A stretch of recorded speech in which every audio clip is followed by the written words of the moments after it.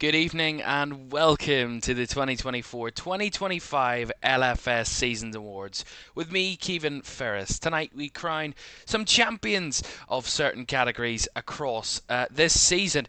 What a season it has been, and we hope you've enjoyed it with us here on LFS all the way throughout the campaign.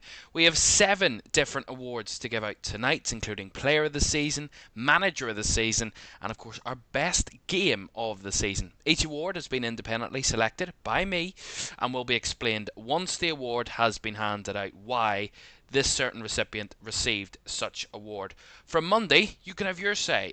We will post on our YouTube community page for the fans' votes on various different categories on the season. Once the polls are live, they will go live on the community page. They get involved and have your opinion, share your opinion on each category, who you think is the best, or what situation is the best in terms of best game or whatever. One award will be voted on per day, Monday to Friday next week, with the result of each poll being confirmed later that evening at the end of that day. But without further ado, let's get on to the main event for tonight's show. I hope you are enjoying it and hope you can watch all the way through with us. It's great to have you with us once again for this. But let's on to the main event, and here are our categories for tonight's awards.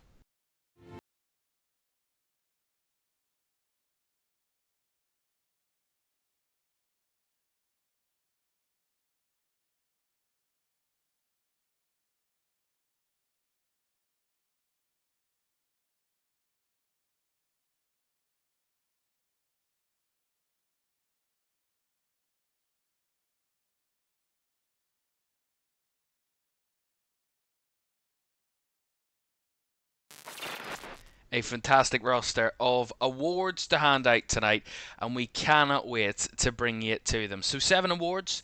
I will explain a little bit about each player or the game or the moment of the season a little bit beforehand, a little bit cryptically, and you can try and figure it out before we announce it. I will announce who it is, and then we'll talk a little bit about why that person or why that goal was decided, or why that moment was decided as the best of the season. So let's get on with it, and we start with player of the season.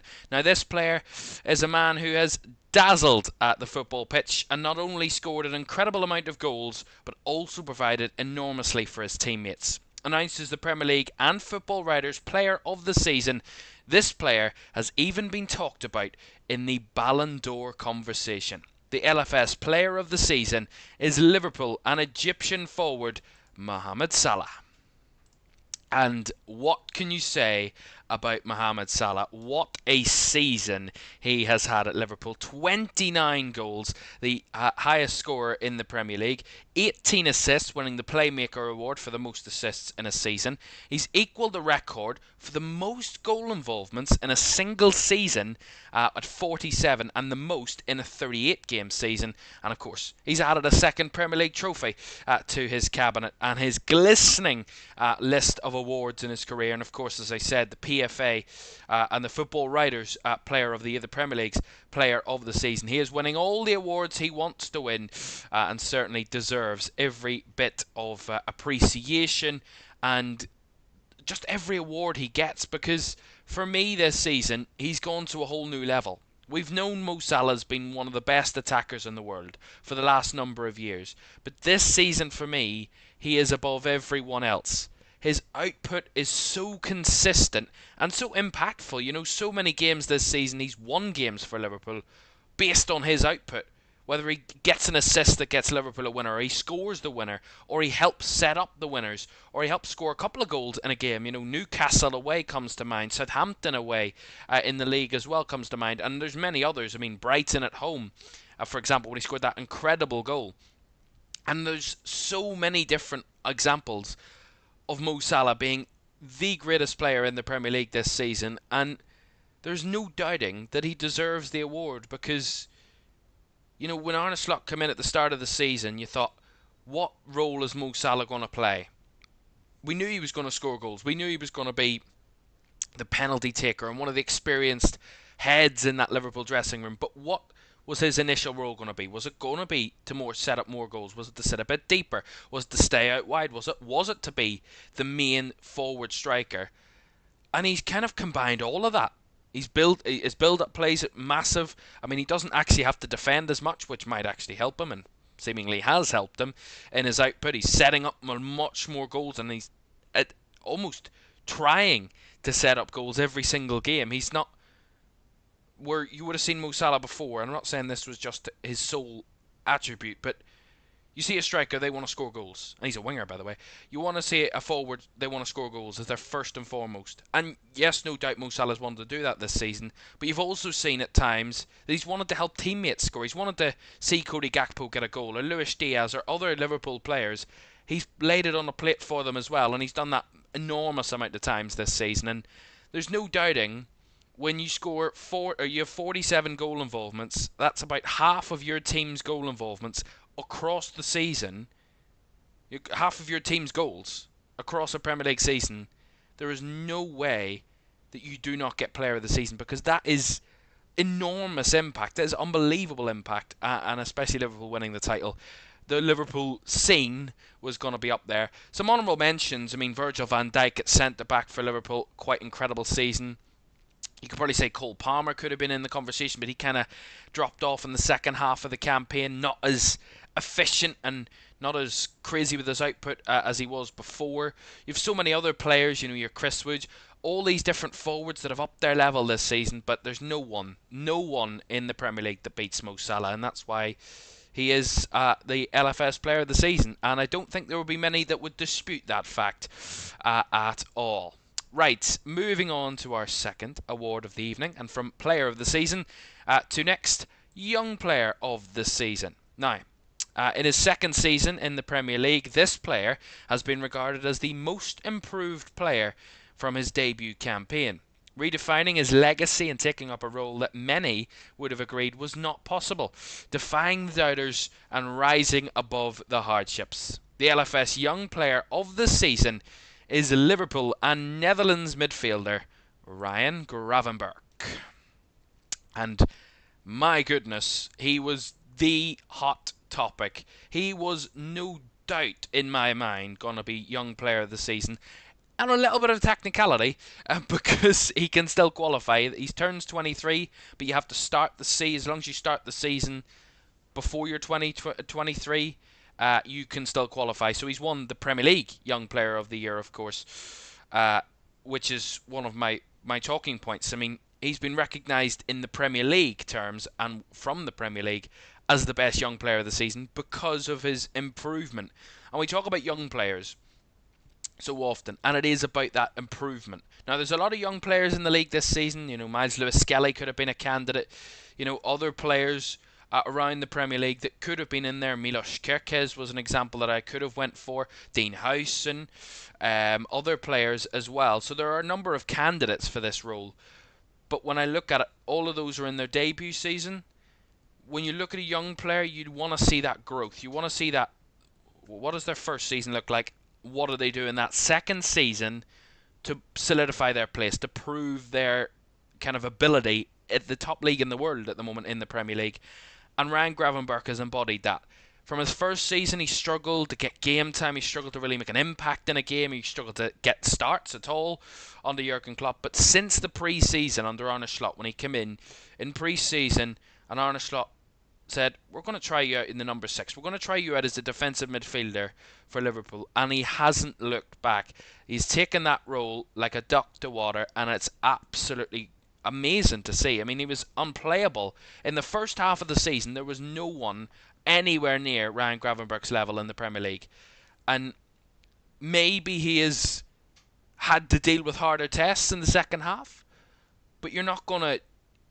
You still won the league, and you're an important player, an integral player to the way Liverpool have played this season. And their defensive solidity, the ability to transition from midfield to attack, he is all part of that. He is integral to that. And I think when you're in a title-winning side, you're always going to be elevated. Of course you are, because you're part of that team, you're part of that squad. And Ryan Gravenberch has pretty much been immovable this season from that number 6 role. There's been very rarely he's either been on the bench or not involved for Liverpool. He's never really ever injured, if at all, and he's always available to play 90 minutes every single game. And Arne Slot has played him because he trusts him, and he trusts him because he can do the job and he can do it well. And look at what it's got Liverpool a title. Honestly, it's got Liverpool a title, and just unbelievable from Ryan Gravenberch this season. What a player. We're going to have to take a break because I've just spilt some juice, but we'll be back in a moment for another. Just as I was saying, he won the Monday Night Football Most Improved Player Award.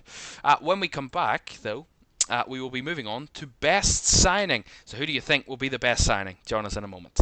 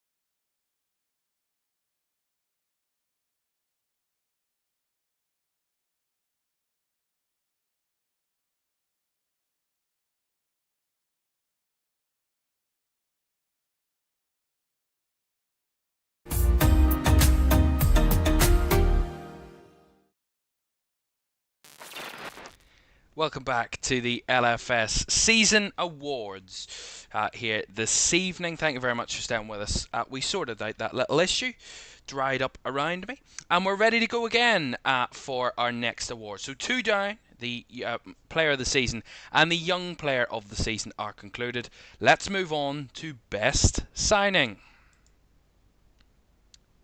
Oh, little bit of a technical issue. We will move on to Manager of the Season then, if that's what our next award, our third award of the evening, is Manager of the Season. This category is one which has no shortage of high quality candidates, whether it be defying the odds or exceeding expectations. This manager has combined both of those and produced something no one expected to happen at the start of the season. In his debut season in the Premier League, this manager has displayed great tactical knowledge, strength and ability to manage at the highest level and remain calm throughout, even in the toughest of situations. The LFS Manager of the Season is the Liverpool manager, Arne Slot. And what a season for Arne Slot in his debut campaign, winning Manager of the Season award, and he won the Premier League Manager of the Season award, and no questions asked why. He has been absolutely imperious since joining the Premier League. You know, we go all the way back to his first game in charge, a trip away to a newly promoted side. And he made a big call in that first half, taking off Jarell Kwanzaa, bringing on Ibrahima Konate, making a big statement early doors that he was here to help Liverpool win no matter what. And we saw that so early. You know, we talk about that Ipswich game, his first game in charge, winning in the first hurdle is such a massive achievement. And then he moves on, has a great start. The best points tally after 13 games of a Premier League manager. He equalled that record. You know, he destroyed Manchester United at Old Trafford in his first couple of games. He had some incredible run between October and November for Liverpool, where they were just riling off result after result, and especially that week where they had Real Madrid at home in midweek in the Champions League and Manchester City at home at the weekend. The way they concocted such a fabulous performance in both of those games and getting the best result of winning both of those games and keeping a clean sheet is something of absolute tactical genius. And one thing I have to say about Arne Slot this season, and it's been said, Mo Salah has said it, I seen it in an interview, he is adaptable, he's flexible, he can change his tactics, he is not too stubborn to change a game or change the way that his team plays or tweak a few things to make sure his team wins, rather than for 90 minutes going, this is the way we play, we're not going to change, we're not going to adapt, we're not going to move from this, this is how we win. He changes based on what he thinks he's going to get the best out of his team, and that's what you call a proper coach. That's what you call a tactician, a manager who knows the game inside out and can change like that to make an impact for his team. And, you know, they're regarded as one of the best, if not the best calibre of managers. And Arne Slot, in his first season, under so much pressure to try and maybe walk into the shoes of Jurgen Klopp, are massive shoes to fill, and he has more than filled them. And what a job he has done this season. No one expected it, but in the end, there couldn't have been a more fitting result. And what a campaign he's had, what campaigns Liverpool's had, and no doubting he deserves Manager of the Season. Does Arne Slot? Right, I need to wait and see what award we're moving on to next. Our next award for tonight, 3 down, 4 to go. And our next award of the evening is our Best Signing Award. Now, the next award is for the Best Signing. This award is for the player who has performed the best in their debut season in the Premier League this campaign. This player is deserving of this award not only down to his sheer ability and attributes, but also his maturity and consistency for a younger player has been something to applaud, solidifying himself in a starting lineup of one of the top performing sides in the Premier League, consistently putting in impressive performances. The LFS Best Signing Award goes to Spain and Bournemouth defender Dean Howson. And what a signing Dean Howson was. Already made his move to Real Madrid, and we'll get on to that in a moment. But from the first moment that Dean Howson came into that back four of Bournemouth, he has slotted right in, he has fit in perfectly. And Bournemouth didn't look back. Bournemouth, what a season they had. I mean, it could have been more. Obviously, they could have got European football, but breaking their points record for the second successive season under Andone Iraola. I mean, they've had a few breakout stars this season in that Bournemouth starting 11. And I said it before, I think in my review show on Monday, you know the calibre, you know the measure of a team when others are looking and searching around for their best players. That's when you know a team is on the precipice of something really important and really quite special as well. And Dean Howson, one of those many names that Bournemouth have and have had this season that have impressed immensely, and no doubt and no wonder why he has been quickly pipped up by Real Madrid. And at just 20, I mean, he's 20 years old, and he's probably put himself as one of the best centre-backs in the league this season. Certainly, in my opinion, the top 5 in the league. And in his debut campaign at such a young age to kind of consistently play to a certain level, and I no doubt he would get in every single Premier League side if that was to be the case. He would certainly start for any Premier League side. He would start, in my opinion, for any side in Europe at the minute. He is definitely going to be one of the next best centre backs. And I mean, look at Bournemouth, already made a massive surplus on their investment. I mean, a £50 million move to Real Madrid already secured, and Bournemouth obviously going to recruit and see where that comes in for them. But I think they only bought him for less than £20 million, if not less than that, last summer. So they've certainly made a great investment and a great surplus on their investment. But, he's got strength, he's got speed, he's got a great agility, and his ability to be so consistent. Those are what keep you at the top level, and those are what have him as best signing. Of course, there are other examples. Obviously, there are other players that have come in and performed in their first seasons, but for me, Dean Howson is a level above everyone else, and what he's produced this season for Bournemouth is really quite impressive. Moving on to our next award of the evening. We're hot-footing it towards the latter stages of our awards tonight. A reminder for you that you can have your say on a lot of these categories from Monday to Friday next week on our LFS community posts page, where we will be posting a poll every single day for next week on each of these different categories: your player of the season, your manager of the season, your young player of the season, your best signing of the season, whatever you want to say, your most improved player, whatever you want to talk about. We will have the polls up next week, and we will announce your results, what you feel and what you think next week, so you can get yourself involved. Right, our next award, and our 5th of the evening, is for the best game of the season. The 5th award of the ceremony is the award for the best game. This award can be the game with iconic moments, great goals, or even just season-defining for the teams involved. After much deliberation, this game was selected as it was a combination of entertainment, goals, and pure Barclays-era football. The LFS best game of the season is Tottenham 3, Liverpool 6 back in December. What a game this was. This was the game in which Liverpool were confirmed to be top at Christmas, well on their way to a 20th league title, produced 9 goals, the highest scoring game of the season, and it had a few crackers in there as well, some very, very good goals. A Luis Diaz hat-trick as well was in there, so it had all the hallmarks of the best game. I think it was, in my opinion, when I think of what game do I think back to and think, I massively enjoyed that. And there's definitely many of a game this season where I thought, oh, that's a cracking game, or that's a great game, or I really wish I could watch that game again. But this one is above all else, because I think the statement of intent, we talk about sides being so rigid defensively and so strong to win titles, but when you can go away, now Spurs, look at the season they've had, but when you can go away from home to a tough away stadium that has been tough for you recently, and you go with a clean slate and go, you know what, we're going to smack these lot. It was Liverpool, in my opinion, Liverpool's best attacking display of the season.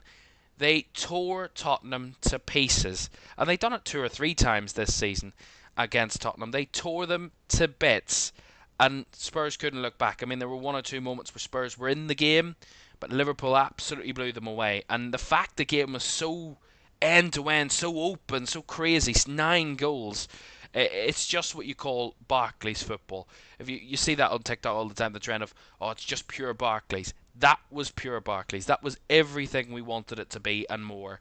And what a game. I mean, Liverpool and Spurs always high-scoring matches over the years, and they've had added another one to that roster, and in my opinion it's the best game of the season. But there are other candidates, of course, for different reasons, but for me that's the best game of the season. I did this on Premier League. I didn't do it on like Champions League or FA Cup or League Cup or whatever.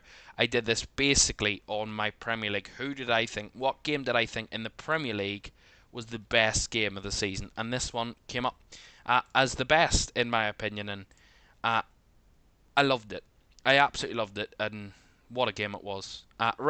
Moving on to our penultimate award of the show. We're moving on to Goal of the Season as our next award. And we are going to see who's going to win that one. The winner of this award was picked not only for the technique of the finish, but also its significance and wider impact, considering the context elevated it above all others. No doubting, there were many goals that could have been selected or chosen in its place, but this goal beats them all, in my opinion. The LFS Goal of the Season for 24-25 is James Tarkowski's 96th minute winner, or 96th minute equaliser, in the final Merseyside derby ever at Goodison Park. And I can tell you why. The scenes that followed that goal being scored were worthy of goosebumps. They were goosebumps moments, and it's definitely created one of the Premier League's most special moments, because it being the final game at the final derby at Goodison Park, the final season at Goodison, and to score a goal that will be remembered for generations, talked about for generations. That is well worthy to be goal of the season, and not to mention the technique as well from James Tarkowski. Considering he is a centre-back, no disrespect to centre-backs, but you don't often see that type of strike from a centre-back. But a fabulous goal, the context of it, how late it was, all the surrounding storylines of Everton's last season at Goodison, the final Merseyside derby at Goodison, all of that combined, that goal for me, although I may not have liked it personally, but overall, it's a game where you go, or a goal you go, that is season defining. That is, you're going to talk about, Everton fans will talk about that for years to come. Oh, do you remember the final game or the final Merseyside derby at Goodison? Do you remember that goal from Tarkowski? Do you remember that moment? Do you remember the fans flooding the pitch? It's these stories that make football, and for me, the goal that creates that special moment that fans and young fans will remember forever. That will be, maybe it was someone's first game. Quite ironically, it could have been an Everton fan's first ever game, and they will remember that for the rest of their lives. Even if it wasn't their first game, if it was their 1000th game, they will remember that goal for years to come. And what a goal it was, by the way. A fabulous goal. Painful for me, but quite objectively, for me, it's best goal of the season. And what a moment it was for Everton. And I think it kind of reignited Goodison Park, with David Moyes coming in, and they had a really good run in the second half of the season. They ended incredibly, 3 wins on the bounce to finish the season. They finished on a massive high, did Everton, and what a season they had in the end. And if they started better, if they had a great start, they really could have been in the top half, and who knows where they could go next season. But I'm certain that was the goal of the season. We talked about goal of the season, to our final award of the night, and that is for moment of the season. We've left the best till last. Well, this can be a goal, a game, or even just a moment of the season that changed the course of a campaign for a specific player or team. After a season of many incredible moments providing great entertainment, this was by far the hardest award to decide. This moment was in the end selected to win after recognising its significance to the history of this club and their fans. The LFS moment of the season for 24-25 is Crystal Palace winning the FA Cup final, their first ever major trophy in the club's history.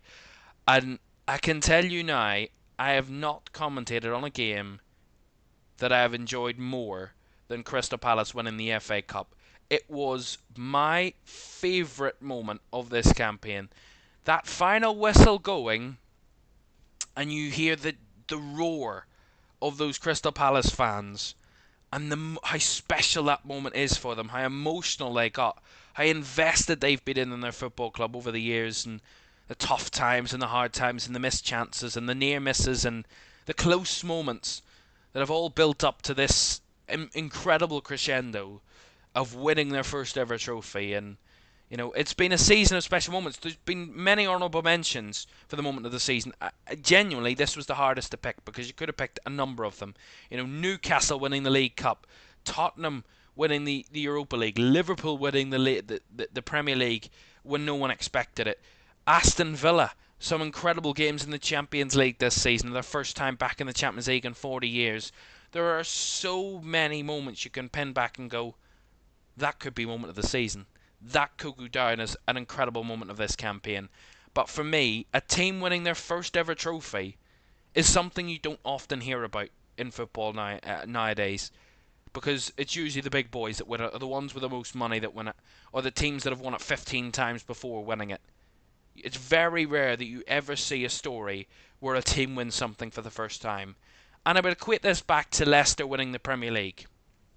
Now, I'm not saying that they're level in terms of their kind of achievements objectively, but this is Crystal Palace's moment. That is their type of moment. Leicester winning the Premier League. No one believed that could happen. At the start of the season, if you said to me, Crystal Palace will win the FA Cup, I would have looked at you and gone, what? And then if you'd have told me they would be playing Manchester City in the FA Cup final and win it, I would have laughed at you. But this is what we talk about. This has been the season of underdogs. This has been a season of unexpected things happening. Spurs winning a trophy, Liverpool winning the title, what it looked like it was going to be an Arsenal City title race, Palace winning the FA Cup, Newcastle beating the odds of Liverpool trying to retain their League Cup and beating them at Wembley for the first time in 70 years, winning a domestic trophy. This has been a season of underdogs, and I think the biggest underdog story of the season, in my opinion, is Crystal Palace winning the FA Cup, because you look at it and you go, yeah, but they've never done it before. And that's the argument that's thrown at teams that have never won a trophy before. But Crystal Palace have just proved, what does it matter?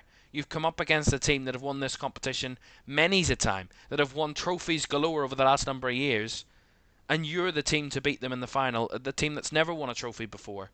That's an incredible story. An incredible story, and it more than deserves moment of the season for me. It's probably moment of recent history, and it's probably moment. It will go down as one of the moments of the decade if we continue on this trajectory, because I can't think of any more special final moment than with Crystal Palace win the FA Cup for the first time in their history. I can't remember something more special than that in the last number of years, and it's just, other than obviously other things that have happened this season that easily could have been in here, but Palace winning their first ever trophy, just unbelievable. Unbelievable. Right, well that is the all the awards done and dusted for tonight's ceremony. That is the Lfs Season Awards for 24-25. We're going to get a recap of all of our winners now. Here are all of the winners recapped for you.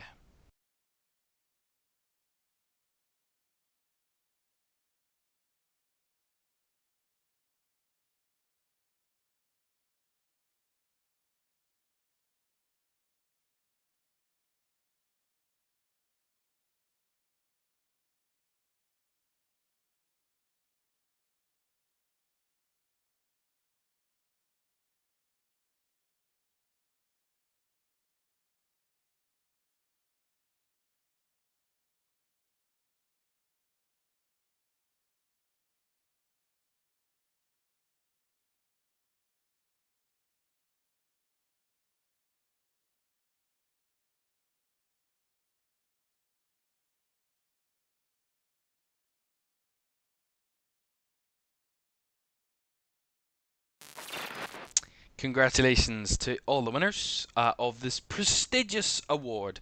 Of course, and a great season it has been. A reminder that the fan votes will be completed next week, so stay tuned to the LFS YouTube community post for your chance to have your say.